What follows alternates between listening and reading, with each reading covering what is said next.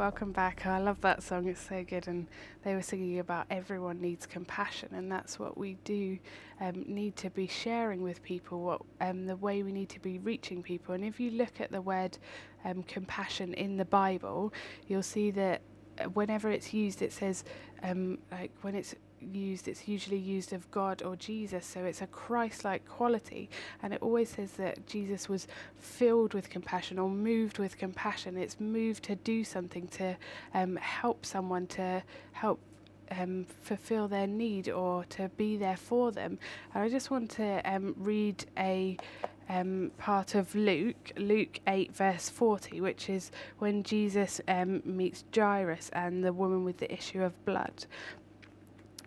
So it was when Jesus returned that the multitude welcomed him, for they were all waiting for him. And behold, there came a man named Jairus, and he was a ruler of the synagogue.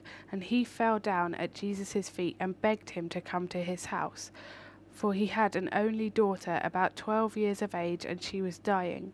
But as he went, the multitudes thronged him. Now a woman having a flow of blood for 12 years, who had spent all of her livelihood on physicians and could not be healed by any, came from behind and touched the border of his garment, and immediately her flow of blood stopped. And Jesus said, "Who touched me?" When all denied it, Peter and those with him said, "Master, the multitudes throng and press you, and you say, 'Who touched me?'" But Jesus said, "Somebody touched me, for I perceive power going out from me." Now when the woman saw that she was not hidden, she came trembling and falling down before him. She declared to him in the presence of all the people the reason she had touched him, and how she was healed immediately. And he said to her, "Daughter, be of good cheer. Your faith has made you well. Go in peace." While he was still speaking, someone came from the ruler of the synagogue's house, saying to him, "Your daughter is dead. Do not trouble the teacher." And when Jesus heard it, he answered him, saying, "Do not be afraid, only believe, and she will be made well." When he came into the house, he permitted no one to go in except Peter, James, and John, and the father and mother of the girl. Now all wept and mourned for her, but he said, "Do not weep, she is not dead, but sleeping." And they ridiculed him, knowing that she was dead. But he put them all outside, took her by the hand, and called, saying, "Little girl, arise." Then her spirit returned, and she rose immediately, and he commanded that she be given something to eat. So Jesus, meeting those two people, one a ruler of the synagogue, Jairus, and the woman with the issue of blood, who had been ostracized from the church for 12 years, when he met both of them, he had time for both of them. He had compassion on both of them, and he met both of their needs. And he was there for them. He reached out to them, and that's what we need to do to the people around us, to the church. We need to be praying for the compassion of God, for him to make us more compassionate. If you don't feel that you need to help someone when you see they have a need, then you need to be praying for God to help you, to give you more compassion for that person. We're going to go to our second song now, which is called "The Journey" by Sam Opeshi. Hope you enjoy it.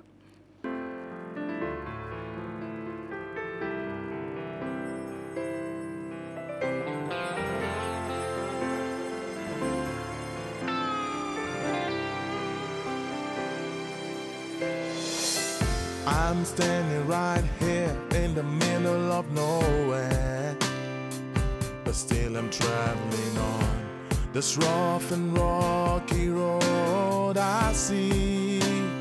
I'll keep traveling on. The race is not to the swift, the battle is not to the strong, yet I'm making gains every day. What do you see when you look in the mirror? Who do you see when you look at yourself?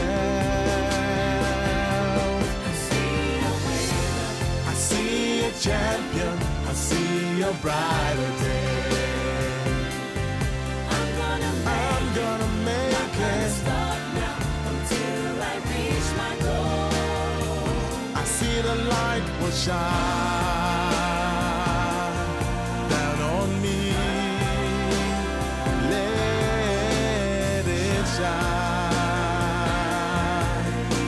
let it shine.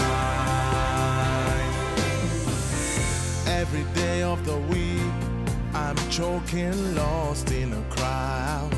Still I'm traveling on, caught between a rock and a hard place. I'll keep traveling on, no mountains too high, no valleys too low.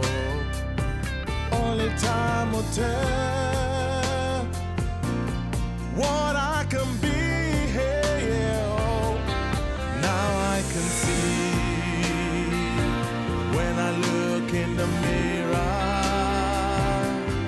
Now I can tell when I look at myself.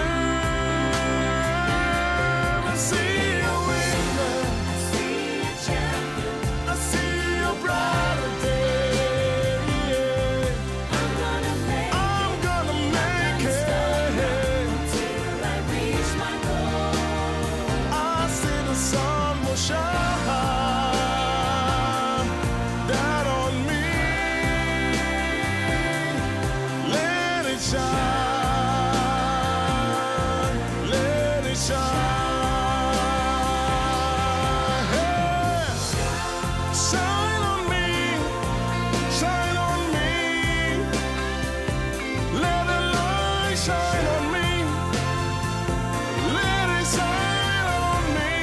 Yeah. Oh, oh, This little light of mine, I'm gonna let it shine. I'm gonna let it shine. This little Hey, hey. I'm gonna let it shine. I'm gonna let it shine. This little light, Let it shine. Let it shine. Let it shine. Yeah. this little light, I'm gonna let it shine. Yeah. Let it shine. I see. Welcome back. So today we're talking about compassion and the compassion that we as Christians need to seek from God to reach the people around us. And there's a couple that came on Revelation a while back. They're from a ministry called Caring Hands, who help women to get out of prostitution. And what struck me about the husband of that couple was that every time he speaks about these women and what they go through and what they have to suffer with, he speaks with such compassion, and it brings him to tears every time. And he calls the office, the Revelation office where I work, and he's telling us about what's happening with his ministry and how he's reaching out to these women, and he speaks with so much compassion for them. He really loves them, and that love that he has for them moves him to help them. And that's what we need to be seeking God for, that we be able to be moved to help people, that compassion will move us, that we won't just be still and seeing what people are going through, but they will be out there reaching them. And that's so important in the body of Christ, that we're out there reaching the lost and evangelizing. And even if you think, oh, I'm not a bold person, I don't talk to people on the street, I don't know how to, the thing is, that's limiting God, and we don't want to limit God in what he can do through us. It's just about our availability to God and not our ability.